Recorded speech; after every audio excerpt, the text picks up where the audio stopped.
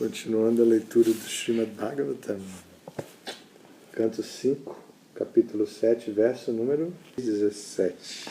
Repitam, por favor. Atha Vrishala Raja Pani Purusha Pasho Ashrik Asavena Devim Bhadra Kalin Yakshamana Tat Abhimantritam Asim Adi Karala Nishitam Upadade Ata Vrishala Rajapani Purusha Pashora Sriga Savena Devim Bhadrakalim Yakshamanas Tadabhimantritam Asim Ati Karala Nishitam Upadade.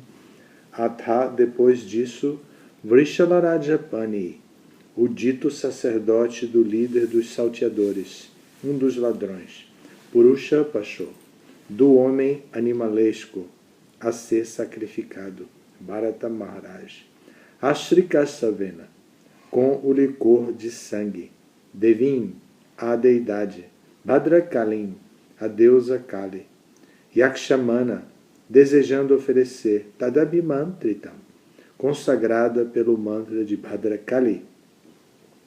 Assim, a espada, Atikarala, muito amedrontadora, Nishitam, bem afiada, Upadade, ele pegou. A tradução é a seguinte: naquele instante, um dos ladrões, agindo como sacerdote principal, preparava-se para oferecer o sangue de Jadabharata, que eles imaginavam ser um animal homem, para que a deusa Kali o bebesse como licor. Portanto, pegou de uma assustadora espada afiadíssima e, consagrando-a com o mantra de Bhadrakali, ergueu-a para matar Jadabharata. Continuando a tradução. Todos os ladrões e assaltantes que se prepararam para adorar a deusa Kali tinham mentalidade rasteira e estavam atados aos modos da paixão e ignorância. Dominava-os o desejo de tornarem-se ricos. Portanto, tiveram a audácia de desobedecer aos preceitos dos Vedas, a ponto de organizarem-se para matar Jadabharata, uma alma autorrealizada, nascida em família de Brahmana. Devido à sua inveja, esses assaltantes levaram Jadabharata para ser sacrificado diante da deusa Kali. Semelhantes pessoas vivem entregues a atividades invejosas e, portanto, ousaram tentar matar Jadabharata. Jadabharata era o melhor amigo de todas as entidades vivas. Ele não era inimigo de ninguém e estava sempre absorto em meditar na suprema personalidade de Deus. Ele nascera de um bom pai brahmana e matá-lo era proibido, mesmo que ele fosse um inimigo ou uma pessoa perigosa. Em todo caso, não havia razão alguma para matar Jadabharata e a deusa Kali não podia tolerar isto. Ela percebeu de imediato que esses assaltantes pecaminosos estavam prestes a matar um grande devoto do Senhor. Subitamente, o corpo da deidade rompeu-se em dois e a deusa Kali emergiu pessoalmente num corpo incandescente que apresentava uma intensa e ofuscante refulgência. Faltam 3 versinhos para terminar. Posso ler todo para a gente terminar o capítulo e matar a curiosidade aqui? Depois eu volto para o significado. Não conseguindo tolerar as ofensas cometidas, a enfurecida deusa Kali lançava chamas pelos olhos e exibiu seus ferozes dentes curvos. Seus olhos vermelhos brilhavam e ela apresentou suas feições amedrontadoras. Ela assumiu um corpo assustador, como se estivesse pronta para destruir toda a criação. Pulando violentamente do altar, ela decapitou imediatamente todos os ladrões e canalhas com a mesma espada com a que eles haviam tensionado matar Jadabharata. Então, ela começou a beber o sangue quente que escorria do pescoço dos ladrões e patifes decapitados, como se esse sangue fosse licor. Na verdade, ela bebia esse líquido embriagador com suas associadas, que eram bruxas e demônias. Estando intoxicadas com o sangue, todas elas passaram a cantar bem alto e dançar como se estivessem preparadas para aniquilar todo o universo. Ao mesmo tempo, elas começaram a divertir-se com as cabeças dos ladrões e assaltantes, jogando-as como se fossem bolas. Quando um invejoso comete ofensa perante uma grande personalidade, ele é sempre punido da maneira acima mencionada. Shukadeva Goswami disse então a Parikshit Maharaj: ó Vishnudatta, aqueles que já sabem que a alma é distinta do corpo, que cortaram o nó invencível do coração, que sempre se ocupam em atividades de bem-estar para todas as entidades vivas e que nem sequer pensam em fazer mal a alguém, recebem contínua proteção da Suprema Personalidade de Deus, que carrega seu disco, a Sudarshana Chakra, e age como o Templo Supremo para matar os demônios e proteger seus devotos. Os devotos sempre se refugiam aos pés de lótus do Senhor. Portanto, em qualquer situação, mesmo quando ameaçados de serem decapitados, eles permanecem imperturbáveis. Para eles, não há espanto algum nisto. Vou voltar aqui para ler o significado de Prabhupada do verso 17 em diante. De acordo com os preceitos védicos, deve-se matar apenas quem é agressor. Se alguém vem determinado a matar, podemos tomar ação imediata e matá-lo em legítima defesa. Também afirma-se que pode-se matar alguém que venha até a fogo na casa, ou violar ou raptar a esposa alheia. O senhor Ramachandra matou toda a família de Ravana, porque este raptou sua esposa, Sita Devi. Contudo, os Shastras não sancionam a matança que visa a outros propósitos. Aqueles que comem carne, permite-se-lhes a matança de animais em sacrifício aos semideuses, que são expansões da Suprema Personalidade de Deus. Este é um tipo de restrição ao consumo de carne. Em outras palavras, o abate de animais também é restringido mediante certas regras e regulações dos Vedas. Considerando esses pontos, não havia razão para matar Jadabharata, que nascera em respeitável e elevadíssima família brahmana. Ele era uma alma consciente de Deus e bem-querente de todas as entidades vivas. Os Vedas não dão apoio algum à matança de Jadabharata por ladrões e assaltantes. Consequentemente, para proteger o devoto do Senhor, a deusa Bhadrakali surgiu da deidade. Srila Vishwanatha Chakravarti Thakur explica que, devido à refulgência Brahman de um devoto do quilate de Jadabharata, a deidade partiu-se. Somente ladrões e assaltantes situados nos modos da paixão e ignorância e loucos por opulência material oferecem homens em sacrifício diante da deusa Kali. As instruções védicas não sancionam isto. Atualmente, existem em todo o mundo muitas centenas e milhares de matadouros mantidos por uma população arrogante e louca por opulência material. A escola Bhagavata jamais apoiaria semelhante atividade.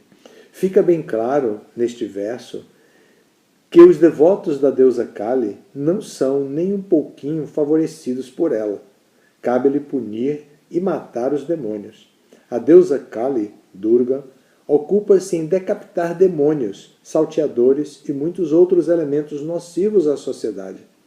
Negligenciando a consciência de Krishna, Pessoas tolas tentam satisfazer a deusa, oferecendo-lhe muitas coisas abomináveis. Porém, no final das contas, quando se detecta uma pequena falha nessa adoração, a deusa pune o adorador, tirando-lhe a vida. Em busca de algum benefício material, pessoas demoníacas adoram a deusa Kali, mas não se lhes perdoam os pecados cometidos em nome da adoração. Sacrificar um homem ou um animal diante da deidade é expressamente proibido. Estas são algumas das magníficas qualidades do devoto puro da Suprema Personalidade de Deus. Em primeiro lugar, o devoto está firmemente convicto de sua identidade espiritual. Ele nunca se identifica com o corpo. Ele tem plena convicção de que sua alma é distinta do corpo. Consequentemente, ele nada teme. Mesmo que sua vida seja ameaçada, ele não sente nem um pouquinho de medo. Nem sequer o inimigo ele trata como inimigo. Estas são as qualificações dos devotos. Os devotos sempre estão sob inteira dependência da Suprema Personalidade de Deus, e quaisquer que sejam as circunstâncias, o Senhor está sempre desejoso de dar-lhes toda a proteção. Neste ponto encerram-se os significados Bhaktivedanta do quinto canto, 9º capítulo do Srimad Bhagavatam, intitulado O Caráter Exímio de Jada Bharata. Hare Krishna. Hare Krishna. Então vocês estão estudando esse tema aqui, o tema de Jada Bharata. É uma história muito interessante que começou já há alguns capítulos atrás. E começou com o próprio rei Bharata. O rei Bharata tinha renunciado numa idade muito precoce. Ele tinha cerca de 30 e poucos anos quando ele abandonou tudo e foi para a floresta meditar. E ele se encantou pelo seu espírito natural de proteção. Ele caiu da posição de transcendência que ele estava. Ele já tinha conquistado um nível muito elevado de avanço espiritual. Estava renunciado, morando numa cabaninha, tendo deixado tudo. Se ele tinha 30 e poucos anos, a esposa dele era mais jovem, bem mais jovem. Bom, ele tinha um filho e ele deixou o reino com o filho, deixou tudo organizado e saiu e foi para esse lugar. E estava meditando com profundidade, ele conhecia técnica, ele estava motivado, ele não tinha desejos materiais, nada. Ele tinha realmente adotado uma disciplina adequada para o nível de realização e de maturidade espiritual que ele tinha.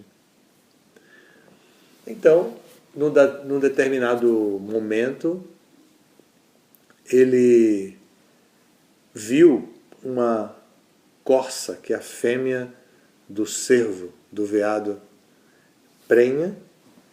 Como é isso em espanhol? Embaraçada. Prenhada, um animal assim, fugindo de um tigre.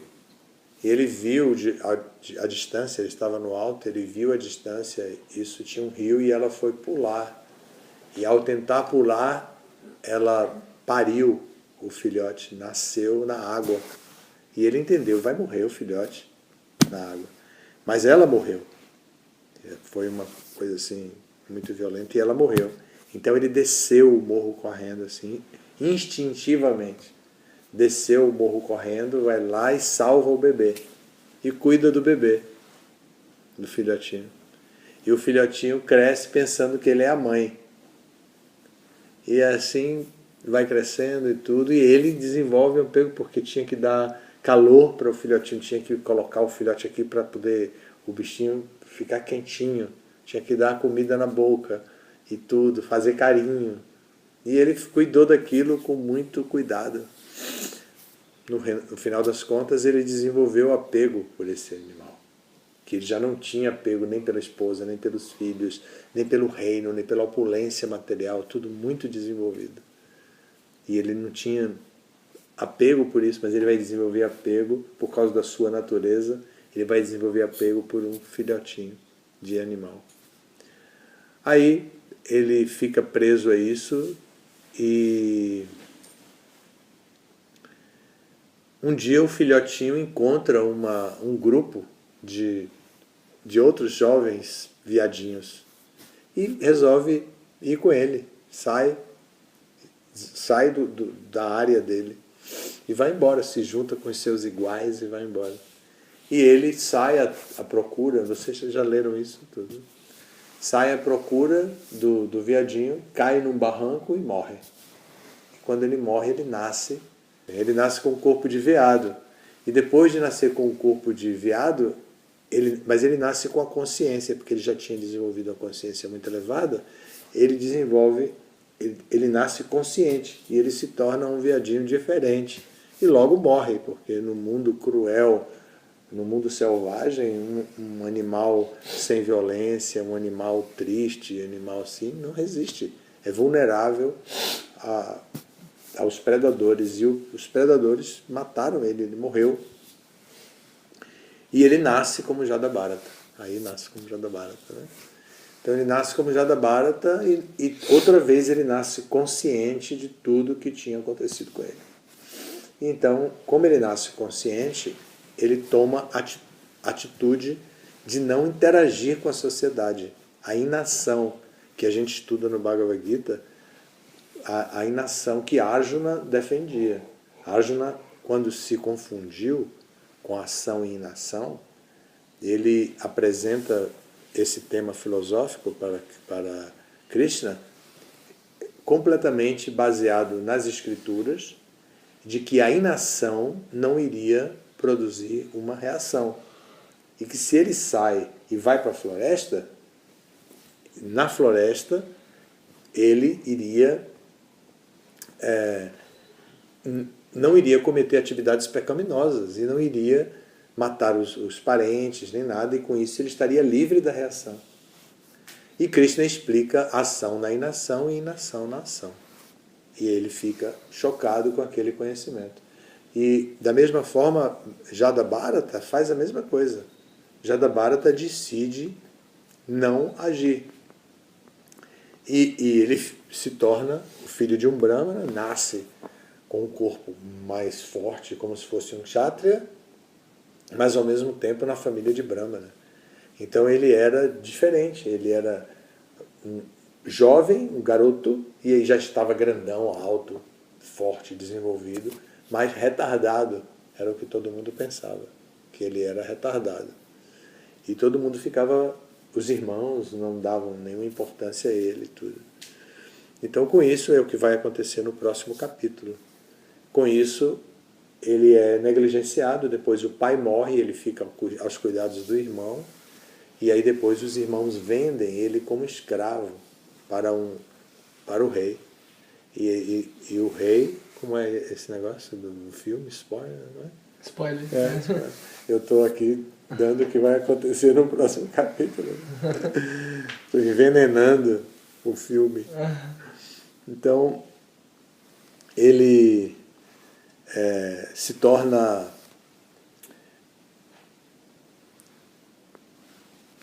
escravo e vai carregar o rei chamado Rahugana, que era um devoto. Então ele vai dar instruções para o rei, porque a natureza dele brota outra vez.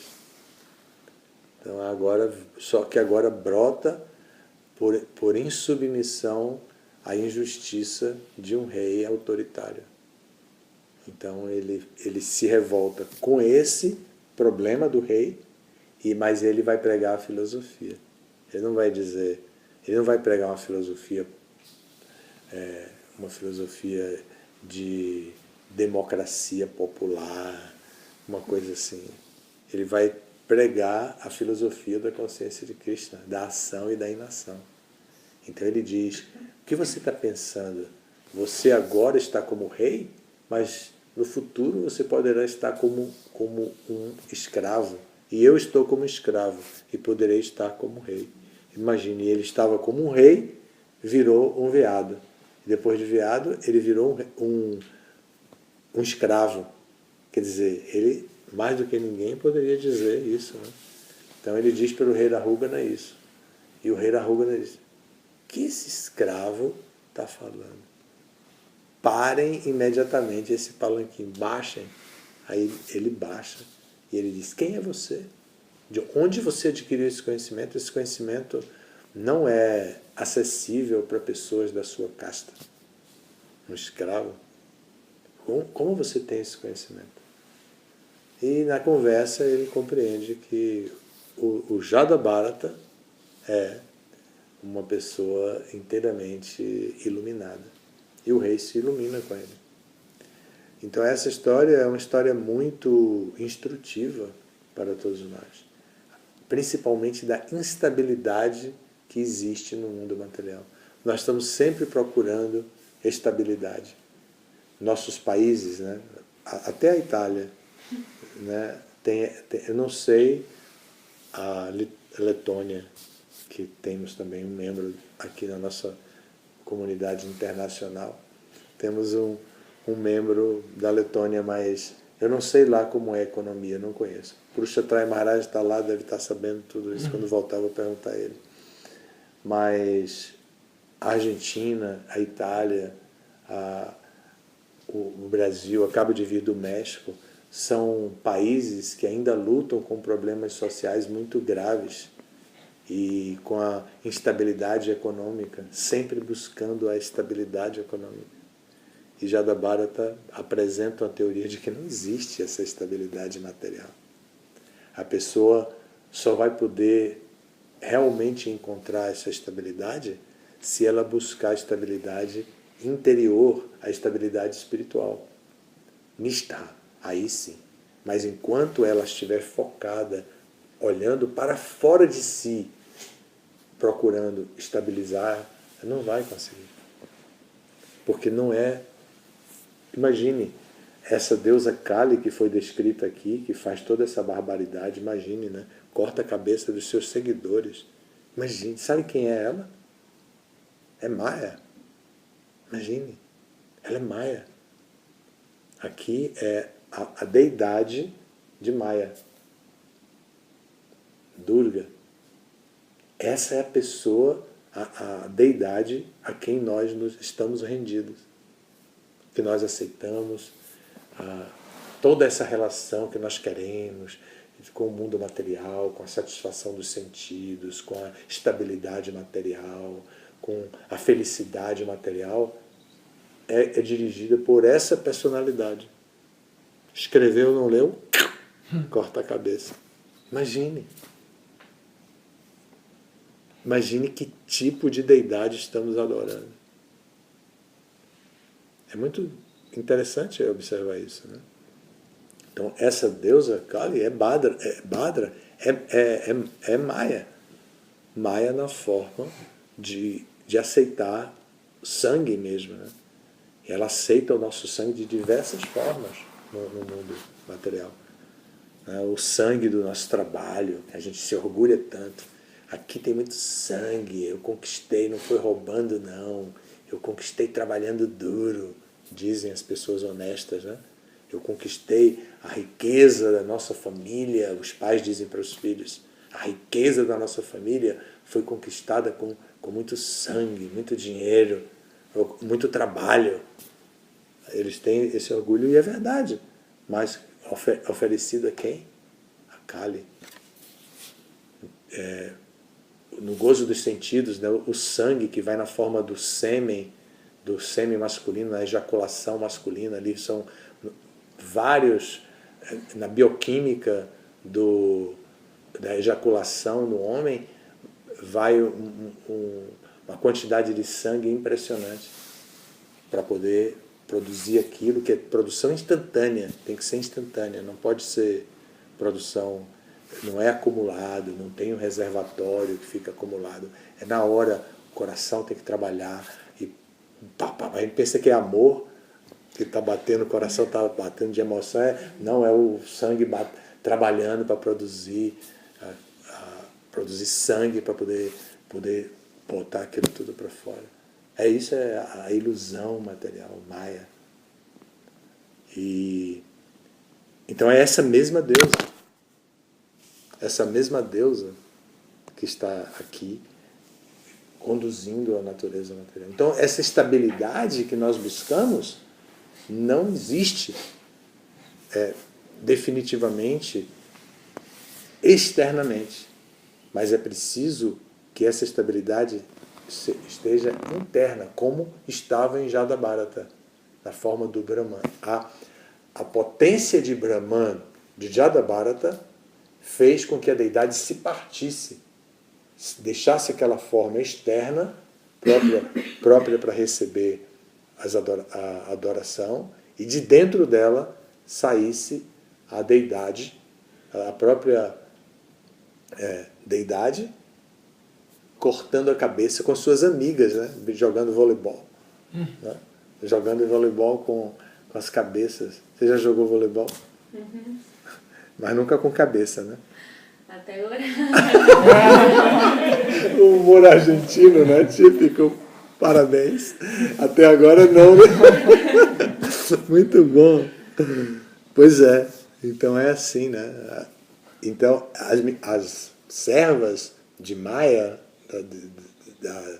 jogando bola com as cabeças dos demônios, que eram servos deles. Não é que eram inimigos, não. Eram amigos. É bem diferente da atitude de Arjuna. Né? Arjuna questionou, como que eu vou matar meus amigos? Mas Maya não tem esse questionamento. Maya não tem esse questionamento. Se não faz direitinho, zangada, né? É forte isso. Tudo isso é muito forte. É bem diferente da compaixão do Vaishnava, da compaixão de Krishna, da compaixão que vem de Chaitanya Mahaprabhu. O conceito de compaixão com Deus Kali não existe nesse sentido. É só troca de interesse. Ela trabalha com custo-benefício o tempo inteiro. Ela não trabalha com compaixão. Esse conceito de compaixão, esse conceito refinado de compaixão é típico de Vishnu. É típico e vem em Vishnu. E Krishna é essa origem de Vishnu. E quando ele vem, ele traz essa compaixão e traz o conhecimento de ação na inação e inação na ação. Você já conhece esse conhecimento, essa teoria da ação na inação e da inação na ação? Tanto así no, mas estoy leyendo Bhagavad Gita y fala capítulo 3, fala todo eso, Sim. mas no comprendo que fala cuál es el concepto de acción a inacción y qué más. Inação na ação. Inacción en acción. Sim. Aí essa última parte não compreendo. Você vai compreender, a gente não vai discutir isso agora não. É simples, mas a gente não vai discutir agora. De um modo muito simplificado, seria que além de que cada ação produz uma reação, existe um tipo de ação que não produz reação, nem boa, nem ruim. Então, que essa ação se chama akarma e que ela é transcendental. E por isso, Arjuna é estimulado a praticar essa ação. E essa é a ação que nós somos estimulados a praticar como Arjuna. Nós somos da mesma escola de Arjuna. Temos a mesma autoridade, com o conhecimento, a mesma origem do conhecimento que Arjuna recebeu. Nós recebemos Bhagavad Gita. Então, nós também aprendemos que existe uma ação que não produz reação, que é a ação em serviço devocional, ação em Bhakti, que não produz reação nenhuma. Então, quando a gente chegar na hora da morte, não vai ter nenhuma bagagem para levar para a próxima vida. Jadabharata trouxe uma bagagem, a bagagem que vem desde o rei Bharata, um veado E agora ele traz toda essa bagagem, conscientemente. A gente tem uma bagagem que a gente não sabe o que é que tem dentro da mala.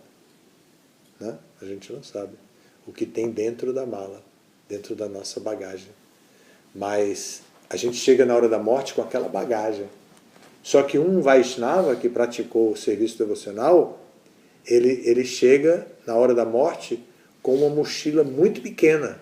E ele simplesmente tira a mochila, e quando a morte vem, ele nem mochila ele tem, ele acabou de se livrar da mochila.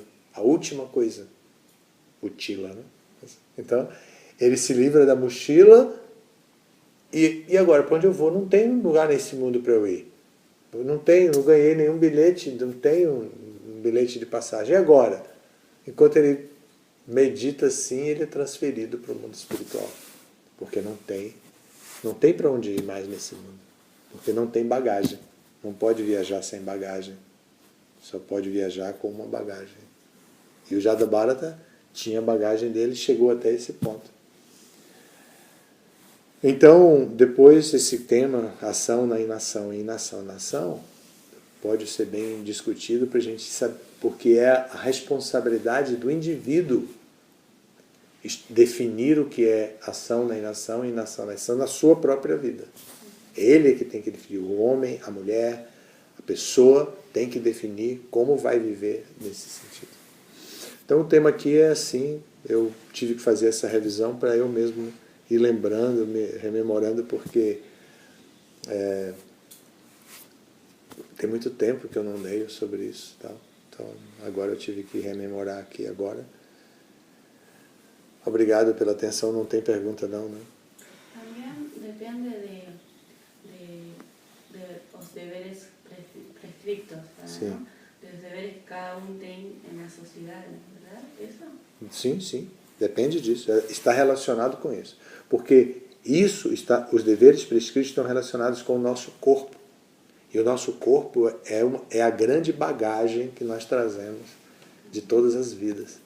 Então nós não podemos negligenciar a estrutura da nossa bagagem, do nosso corpo.